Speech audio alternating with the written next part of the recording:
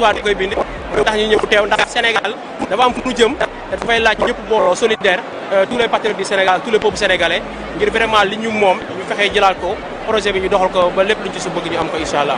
voilà mu ngi noonu ñu ngi koy jaajëfal bu baax a baax noonu la ñuy continuer ngir aussi jox kàddu ñëpp ñi nga xam ni xëy na dafa am benn taxawaay boo xam ni dañu ko amoon avant après li nga xamante ne moom mooy 2021 ngir fexe ba mën a accéder ci li nga xamante ne moom mooy ci pouvoir bi gi ak kenn koo xam ni moom it noonu la amee taxawaay bi boobu noonu ngir mën a wax ak moom it li nga xamante ni moom mooy bon mi ci politique d'investiture yi nga xam ni xëy na moom ngeen amal ngi lay nuyu bu baax. merci beaucoup Khalifa li nga jot a wax nag li ma ci dégg bëriwul mais bon en tout cas ñu ngi lay sant bu baax di la gërëm ci liggéey bi nga xam ne koy amal di feddali lëkkale bi am ci waat fii tey muy activité d'animation du parti démb bu ñu wone des leçons de démocratie à travers congrès bi nga xamante ni amoon nañu ko fële ci Sikar ñi tey ñu ngi wane également notre force de frappe politique à l'endroit de tous les Sénégalais mais des Africains wan nit ñi que ne le Pastef les patriotes pare na ci jàmmaarloo képp koo xamante ni da ngay politique ñu réew mi investiture bi wala rassemblement populaire bi nekk na loo xamante ni bii merci beaucoup d'avoir été fidèle. Merci beaucoup de votre loyauté. Yaba.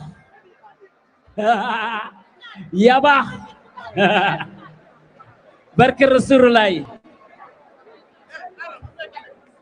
mbokk yi ngeen naat ma parce que il y a un autre ministre bi mu ñëwee par humilité par modestie dafa mel ni daa toogoon ci ginnaaw et pourtant il fait partie lui aussi de ceux qui ont choisi bokk na ci ñi tànn li nga xamante ne moom mooy ngor bokk na ci ñi tànn li nga xamante ne moom mooy fidélité muy le ministre Olivier Boucal nekkoon ministre de la fonction publique moom aussi par son honnêteté moom aussi par son engagement moom aussi par sa fidélité au projet moom aussi par la fidélité au sentiment d'espoir qui anime les Sénégalais. Merci beaucoup monsieur Olivier Boucal mi nekkoon ministre de la fonction publique. léegi nag ñi ngi jéggalu bu baax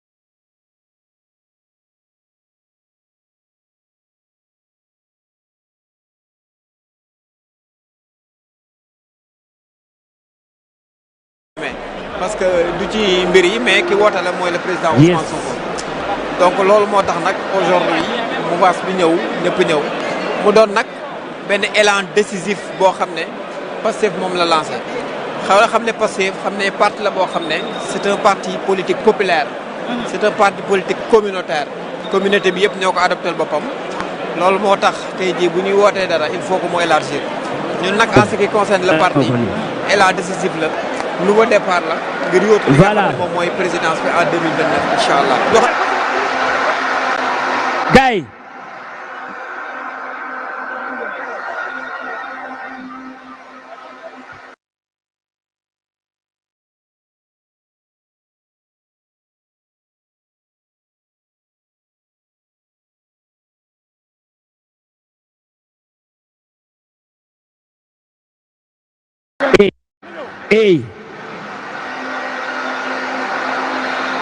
voilà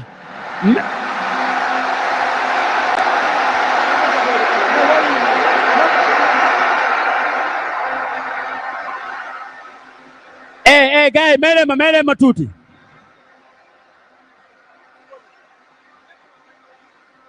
kii mu ngi tudd Mouhamed Ndiaye waa Ñàkkurab dafa réer te dañ jël portable am maa ngi ñaan waa Ñàkkurab ñu ñëw jël ce que fii ci régie bi voilà merci beaucoup léegi voilà léegi gars yi xam nga la laa bëgg an bari pare nga bari bari nekkul foofu.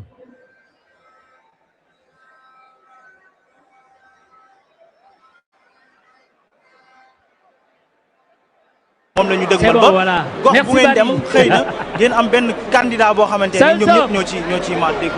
élection bu ñu mën a demati Pastef razzia lay def. voilà parce que Pastef c'est le parti de la communauté. Pastef c'est le parti populaire. Pastef c'est le parti des Sénégalais. damay faral di wax ne Pastef n'est pas un simple parti.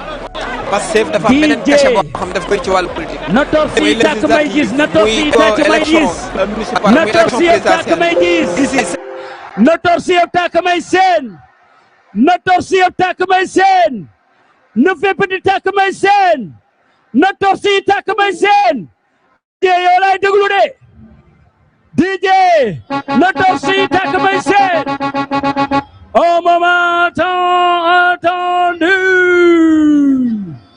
l'élan décisif rassemblement populaire Pastef les patriotes premier congrès l'histoire retiendra le don de la soi pour la patrie Pastef les patriotes na torsi tàkk may seen na fépp di tàkk may seen si kaw si suuf fépp na tàkk may seen ana torsi may jees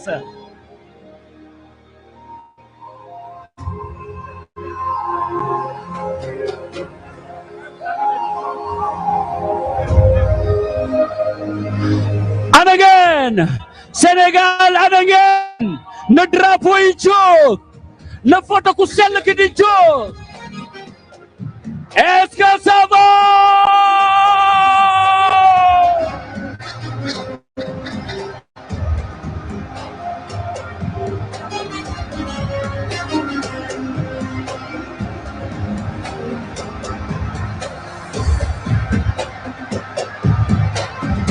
voici l'homme voici l'homme voici le gardien de la révolution voici l'homme incontournable Monsieur Ousmane Sonko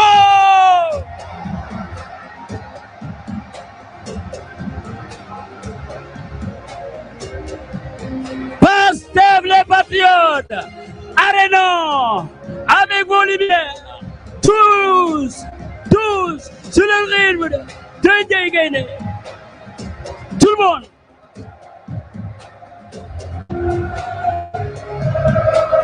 et Sonko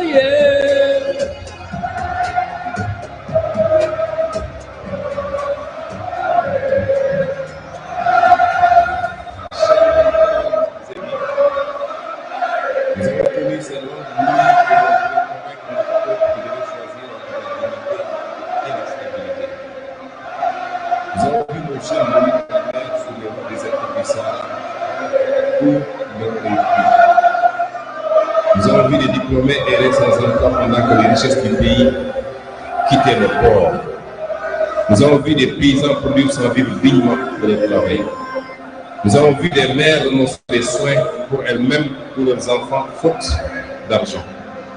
Nous avons vu des citoyens perdre confiance dans une justice qui ne reconnaissait plus comme la leur. Et lorsque le peuple s'est levé, lorsque la jeunesse a décidé d'entrer dans l'histoire, nous avons vu la répression s'abattre sur elle.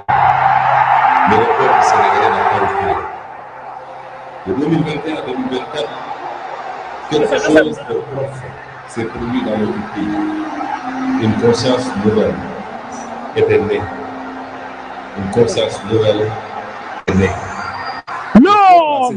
Voici Ousmane Sonko! Ce moment marque l'entrée consciente d'un peuple dans l'histoire. Cette éruption populaire que les grandes luttes africaines de libération ont toujours portées au cœur de l'espérance. Thomas Sankara rappelait qu'un peuple conscient et organisé devient une force historique impossible à contenir durablement.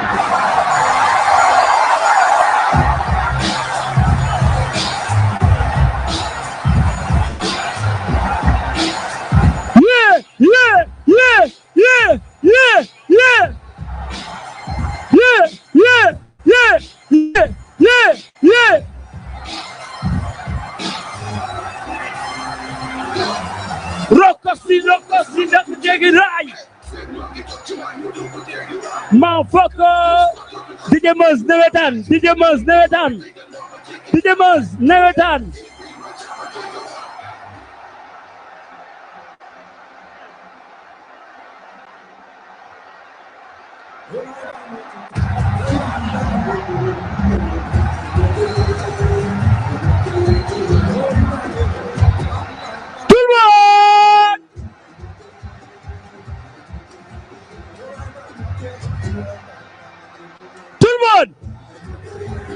Rai mbote iyo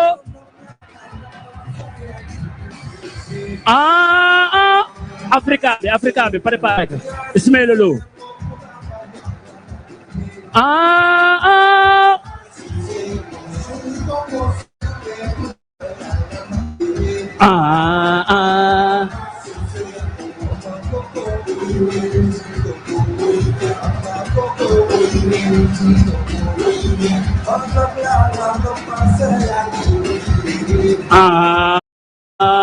Cissé Yongo Sénégal la jóge